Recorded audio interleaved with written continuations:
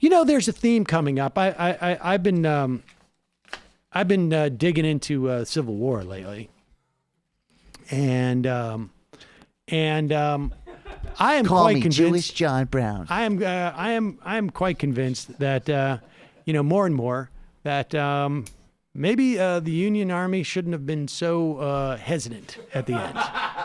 There's not enough salt. There's not enough. Look, if you listen, if you go back and you I'm listening to a Yale professor's basically his year-long lecture on the Civil War. And he did this back in 2006 and 2007, which makes it even that much more poignant because the way they describe the Confederacy in terms of before they were actually the Confederacy, when they're talking about slavery and the way they get like all defensive, like we're the victims here. And this is about freedom, our free ability to maintain slaves against the sort of like, oh, you're so great, North. It sounds exactly like conservatives you today. Look down and on here's us. the thing. You look down on us. Back in 2004 and 2005, Andrew Sullivan would talk about how George Bush is not conservative. That what's going on is not conservatism. It's not in the Burkean tradition, blah, blah, blah, blah, blah. And at the time, I remember saying, like, this guy is, the conservatism he's talking about is like, it's like Latin. It exists. People talk. People use it in the academy or perhaps in chapels. But it doesn't exist in the real world anymore. It is a dead ideology. They use the name. It still exists, but it's not, whatever conservatism was, it's not that. What it is in the context of today is largely little bit of greed or significant amount of greed. I don't know if you were to actually measure it in terms of like being held by people, but it's a certain amount of greed. But it's also just ultimately race resentment on some level. And there's, something in the water down there. Call me Hebrew John Brown.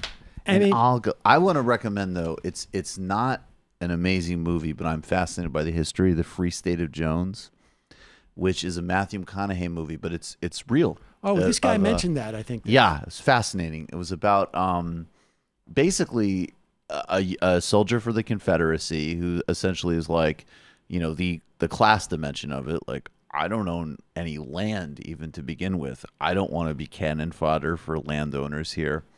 And basically, they created a small, they called it the Free State of Jones. It was escaped slaves and Confederate soldiers that left the army and essentially just wanted to create like farming cooperatives.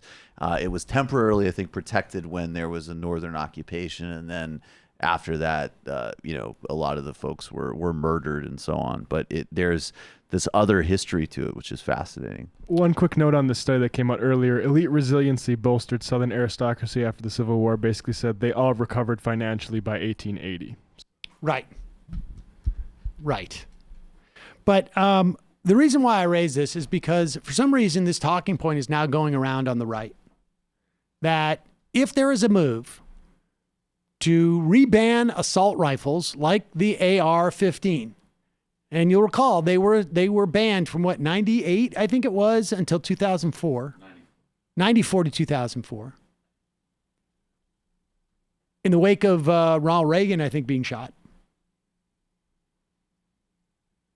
No one had assault rifles.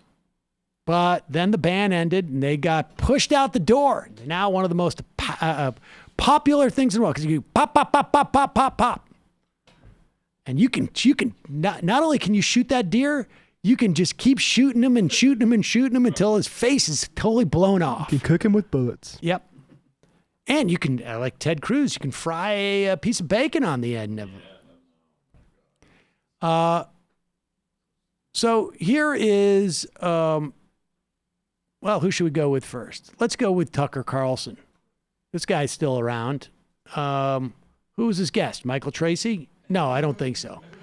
Here he is, Beto, obviously, Beto O'Rourke, dealing with now multiple mass shootings, murders in his state, one that was specifically from his hometown, has a heightened sensitivity to guns. And here's Tucker Carlson, who is really concerned about his ability to shoot deer, I guess. We'll have to sell them to the government.